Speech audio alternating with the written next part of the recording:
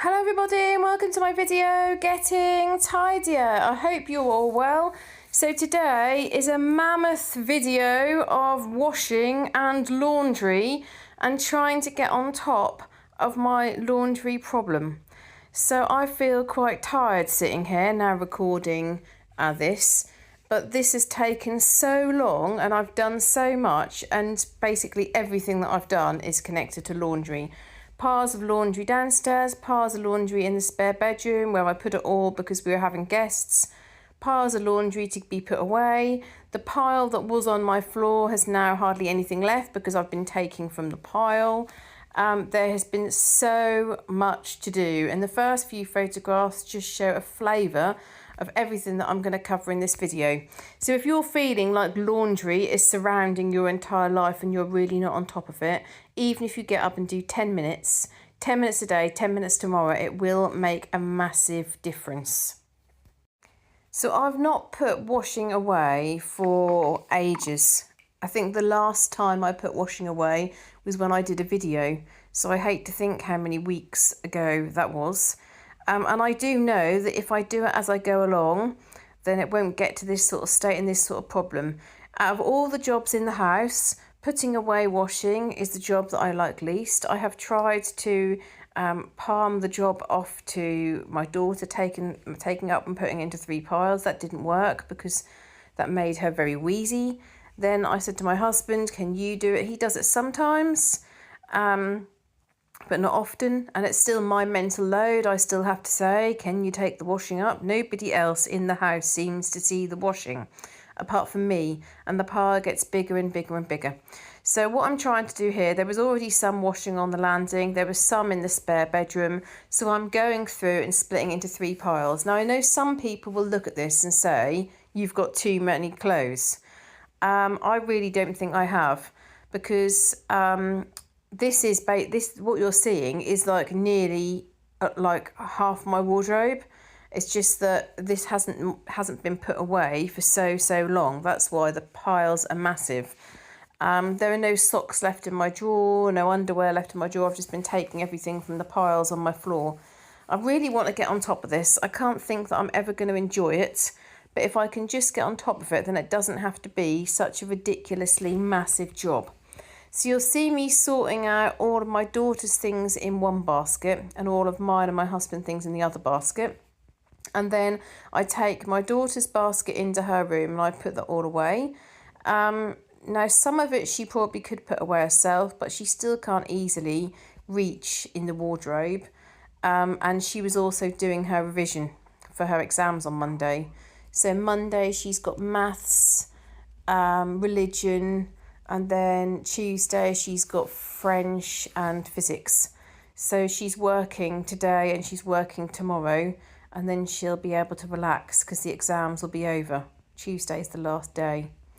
So I was putting this away while she was revising, although what I would say is she really struggles with revising by herself. I think she's still very young to be doing it. So, you know, I was still in junior school when I was her age, so she's gone up a year older than what I was, and as well as that, she is the youngest in the year. But sometimes it's just really hard. I just think like today, what she needed to do was probably 45 minutes on one subject and 45 minutes on another. And if we'd have just got it done like this morning, then, or, you know, a little bit this morning, then had lunch a little bit after lunch, then we'd have been able to do something as a family this afternoon. But instead, what should have not taken that long has ended up taking hours and hours and hours. But then I guess I was fairly similar. Like my sister would always get the homework done right at the beginning of the weekend or right at the beginning of the holidays, whereas with me, I would end up lasting it all out.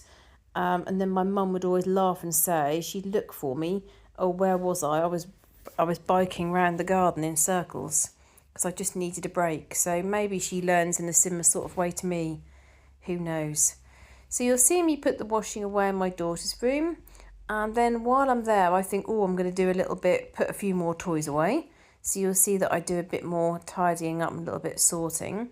And then I said to my husband, please, please, please, can you fix the drawer? If you do one thing today, please can you fix the drawer and cut up some wood outside? So he went upstairs and had a look at the bed, and you'll see that being sorted out. He then had to go and get a part, which he had to go around a couple of different DIY shops to get the part. And what had happened is part of the runner had broken. So some of the time it would be fine, but some of the time if it went off the bit which was broken, it then got stuck. So you'll see us sorting that out. Then you'll see me putting loads and loads of laundry away, and also being ruthless, as some of you might say, with some of my little bottles of shower gel and body gel and things that I've collected. Now I've got loads and I keep thinking, oh, I'm going to keep them, I'm going to keep them, I'm going to use them. But in reality, I do not use moisturising cream like body lotion. I don't use hand cream very often, and I don't use shower gel. I use soap. So I decided that I'd get rid of loads of those things, and that could go on the sale that we're going to have. So that was good. And then you'll see me sorting out a few more things in the bedroom and cleaning up and tidying, because there's quite a lot of dust in one area. Then I sorted out the other side of the room and put loads of washing needed to go out. I put that down the stairs. We sorted all the bed out after my husband had fixed the bed, and then I managed to fill up a washing basket full of things that should not be in the bedroom. Either need to go in the bin, need to go in a different home, etc, etc. You'll see me do some work on the kitchen, putting all the washing out, and then I finish up sorting out in the kitchen at the end of the video. So I hope you enjoy the video. It is quite a long one, and I've not slowed it down at all. So it's all 5 times faster. So I do manage to do an awful lot in this video. And next I'm going to go through some of your comments. So the first comment is from Feral Tradwife. So I love that you're helping your daughter balance her life instead of pushing her to tackle on more and higher levels. Sean Daniels. So I've not read a message from you for a while. I hope you're well. Hi there, Emma. Wow, you've come so far. Your daughter's room is looking so much clearer, giving space for inspiration and orderly direction to exist. What a gift to your family you are giving. Keep eliminating instead of organising. This post did really make me think. The goal is easily tidied, not always tidy. That's really, really good advice. Keep getting rid of something, lots of somethings. The answer is always less. You should be immensely proud of yourself. Happy belated birthday to you and various followers who've recently celebrated. The garden is glorious. Neighbour sounds horrendous. Good riddance. Decluttering that too. And that really made me laugh when I read that. You are right. The less things, the easier it is to keep tidy. So I just need less. This is it. And then it will naturally become tidier and easy to put things away. Kitty Cookie says, my mother, who would be 100 this year, if she was still with us, would say, never leave a room empty-handed. My mum was very house proud. We may not have had modern up-to-date furniture, but my goodness, our house was clean. Then we only slept in our bedrooms. We didn't play in them as we had hardly any toys anyway, always out playing. I love how you kiss the dolls. I'm the same. Pleurisy is very painful. I've had it 3 times. Poor you. Actually, do you know what I was doing? I was smelling the dolls. And I was smelling because that smells of my childhood. But do you know, because they've been in my daughter's bedroom and they've become my daughter's, things that sit in her room, not that she's really played with them that much, they no longer smell like they used to. They used to smell a certain way. Both of the dolls did. One of those dolls was bought by my mum and dad, and the other doll was bought by my aunt. I suspect probably that both dolls were bought by my mum, but she wrapped one up and she was given the money and she chose to buy the doll. So the black doll was called Kitty and she had a red dress, but I can't remember what I called the other doll. I've always liked the name Kitty. It's funny actually, Kitty Cookie. Is your name really Kitty? I love the name Kitty. Then Brooke said, as a former teacher, I'm so happy she stops you to ask what words mean. Up until recently, I used to keep a notebook of new vocabulary words I learned from my reading. That's a really good idea. How come you stopped, Brooke? I think that's a great idea. Concerning the furniture, this weekend or sometime you have more time, I would ask your daughter to be in charge of moving that for Q bookshelf under her bed. Of course you can help her, but it's another way for her to take responsibility for her own room. Then if she doesn't like it, she can be in charge of putting it where she wants it.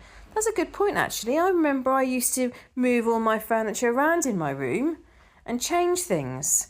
And I must have been about her sort of age. I'd move the beds, I'd move the wardrobe, I'd move all sorts and change it all round. It's interesting. She also said that sounded like quite a long deal with your health, Emma. How long did it take you to feel yourself again? Well, that was in 2016, February, sort of March time, 2016. And then I went to the doctors a few times because, like I told you in the video, every time I got a cold, it went straight to my chest. And literally, I felt like I couldn't do anything. It really affected me quite badly. And I looked online at lots of different things because it seemed the NHS, they just said, oh, you might have the scarring for the short term, you might have it forever.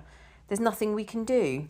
And I thought, well, there must be something I could do. So I looked into different types of complementary medicine and I researched the person who was best in our local area with homeopathy, because time and time again it seemed to be coming up that people were having success with homeopathy. Now, bearing in mind, I can remember being a child and my mum saying to me something like, oh, homeopathy, how can it make a difference? Putting a drop of something into the amount of water like a swimming pool, how can that make a difference? So I was very sceptical about the whole thing. But I remember calling the lady and explaining what the situation was, and she said yes, she felt like she could help. And it was quite a lot of money. It was £50, but I thought, okay, so I could spend £50 and I could lose it. And I've wasted my money and I've nothing gained. Or I could spend £50 and it could really turn things around and make things better. So I went for the first visit. I got on well and took the homeopathy prescription that she'd given me. And then I went for a few more visits. And I can remember we were on our way to Italy. And literally on the Monday, I hadn't understood what prescription she'd actually given me. But on the Monday, I later found out she'd given me a stronger little pills that they're called. And so I started coughing. I thought, oh no, I'm going on holiday. And now I've got a dreadful lurg and it's all going to go to my chest again. But do you know, no sooner had the coughing come, it just vanished. And the next day was clear. And again, I didn't understand what prescription I'd been given. And then the next Monday, again, I hadn't understood, but it was the strong one. And cough. And then it cleared. And literally from that 2-week course, that prescription she gave me, I could no longer feel the scarring in my lung. And after that, every single cold I got, I was back to normal. So it was quite incredible. And since then, I have used homeopathy for a whole range of different things.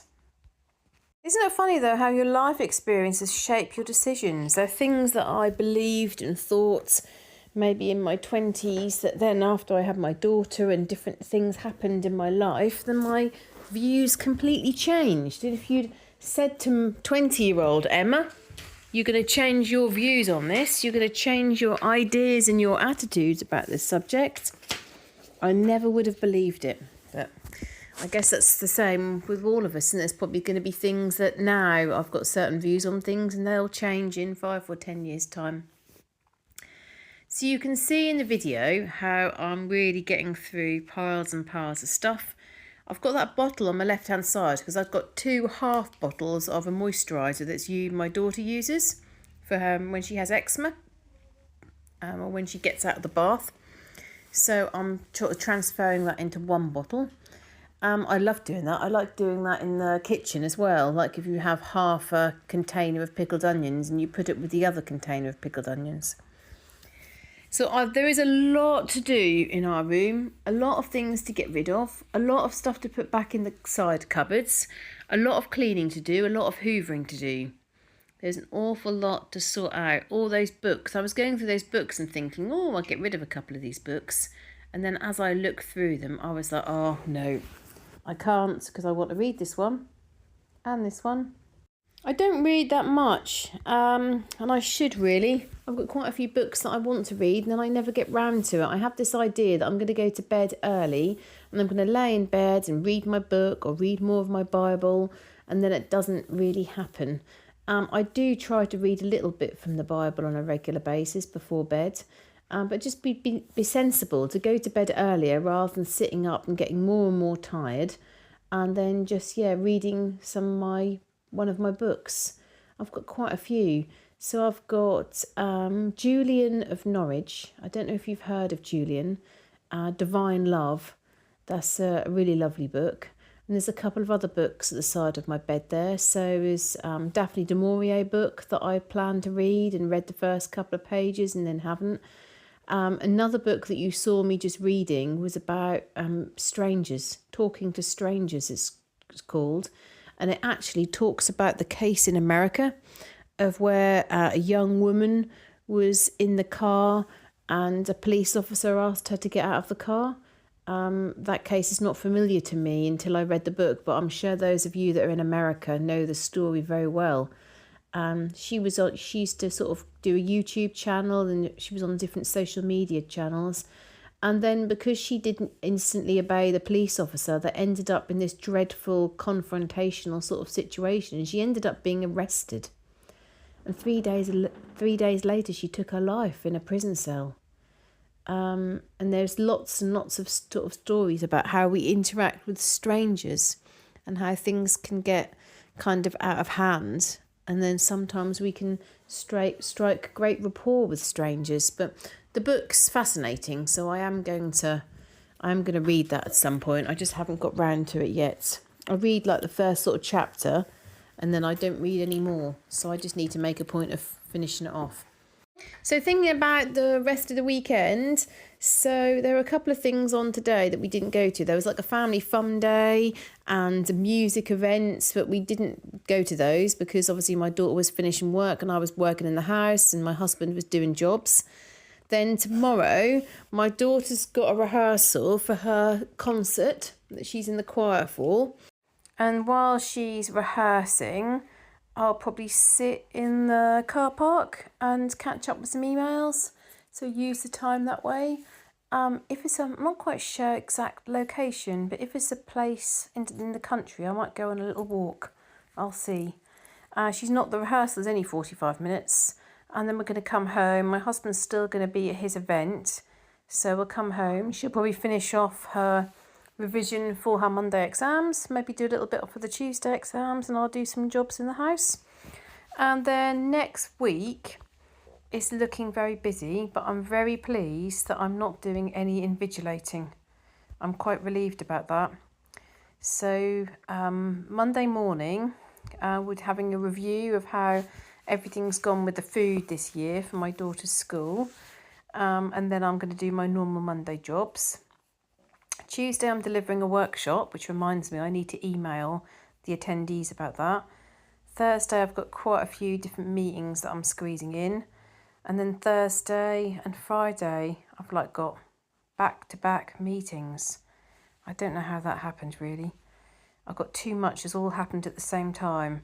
But I am, at the moment, maintaining my Mondays off.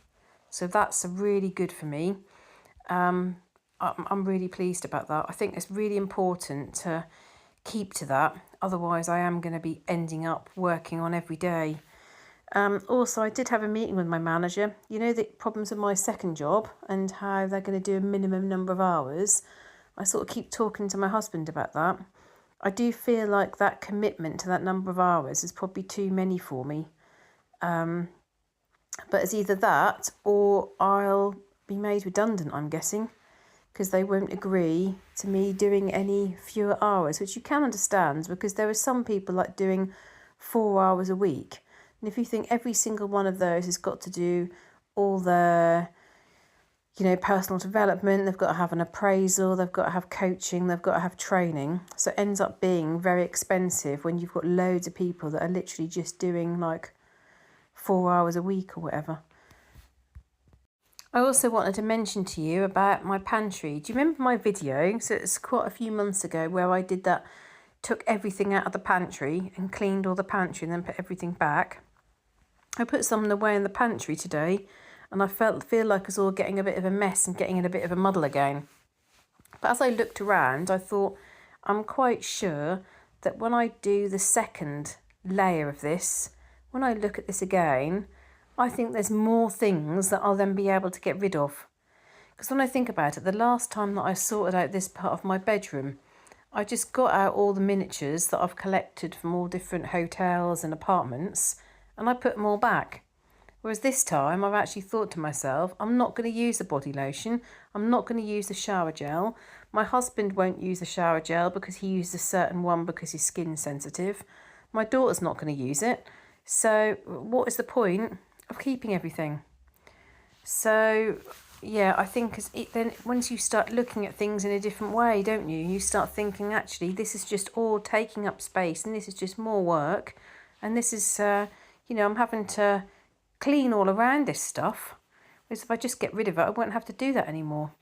Me and my husband were talking when we first bought this mattress. I always thought that I liked a firm mattress. We spent a lot of money on this mattress, and the first night I slept on it, I could not sleep. It was so firm, I couldn't sleep, and I thought, oh my goodness, what on ever are we going to do? I spent all this money on a mattress. It's not like you can send a mattress back. So that was why we then got that memory foam topper. But as we put the memory foam topper on, we were talking about, actually, we probably need to get a new one. I don't know what the life of those memory foam toppers are, do you? I don't know how long you're actually supposed to use them for. So it was a fantastic job done. The fact that my husband took everything, had to take all the bits apart of the bed. That bed was actually made for us for this room. We said exactly what we wanted and the carpenter made it for us. But so we took that apart and then fitted a new runner on the drawer.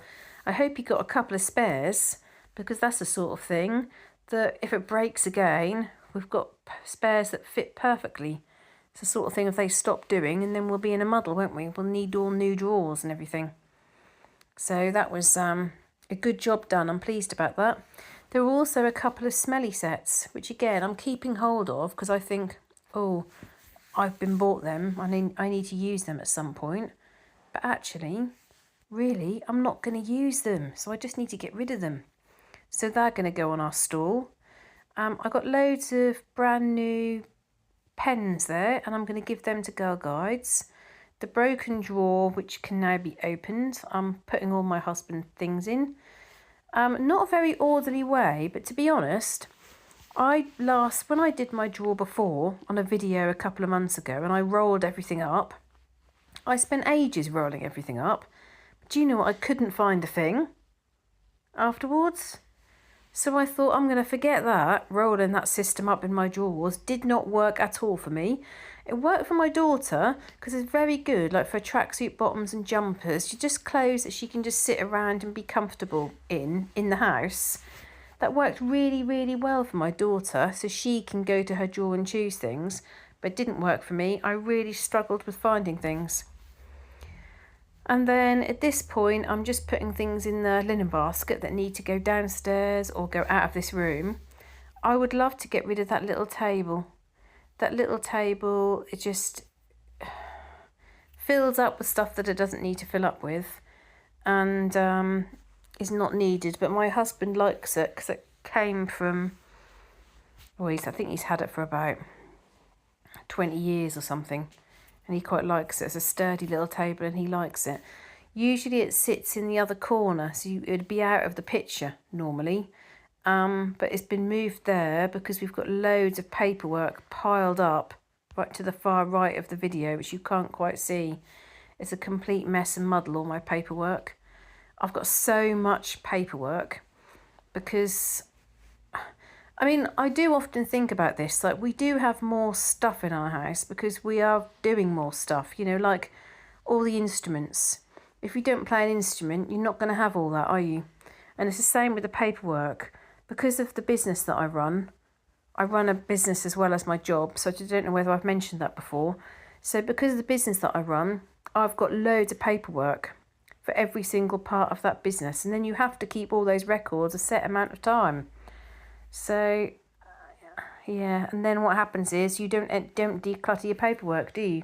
You then end up keep stuff that's not in proper order, or you end up keeping things that are 10 years old rather than 5 to 7 years. So you can see I've got loads and loads of washing to put on. So I put another load on. One load's on the line. I'm hoping tomorrow's going to be fine. That will mean I'll be able to get all this dry. So cross your fingers for me, please. And then although the work surfaces look like a complete mess, I get that sorted out really quickly. Really quickly. And I'm absolutely loving my containers for soap powder. I'm definitely going to get some more of those. I'm really loving them. So I'll put the washing out in a minute and you'll see that it's quite nice and sunny, but it does feel still very much like April weather. We get sun, we get rain, we get sun, we get rain. So I took my whites in that had got wet a couple of times, but actually some of them needed to be re-washed anyway because they'd got marks on, which was annoying, but there you go, these things happen. I put them out and they got dry, and just as I went to get them, pelted down. So then I couldn't bring them in because they were too heavy. And I know some of you told me that there's a maximum line on my washing machine. Now, I even dreamt about this, about looking in the washing machine and looking for a max line, and there definitely isn't. So that must be the types of washing machines that some of you have compared to the ones we have. There is no, there's a max weight, but obviously I can't weigh my clothes, but there's no line in there. So you can see how quickly, I thought I was recording with my kitchen clean up and I wasn't, but you can see I quite quickly clear the dishes and do the washing up there. And then my husband had looked for something in the food cupboard and taken loads of food out and put on the side, so I just put that back. Then I sorted the box for all my lunch boxes and put that away, and then finished up in the kitchen. So thank you very much for watching my video, my mammoth laundry sort out, washing sort out. There's still so much more to do, but I've got loads done. So I hope you're all well. Let me know what your plans were for the weekend. It's always good to hear what you're doing, and I hope it's sunny where you are, and I look forward to seeing you in the next video.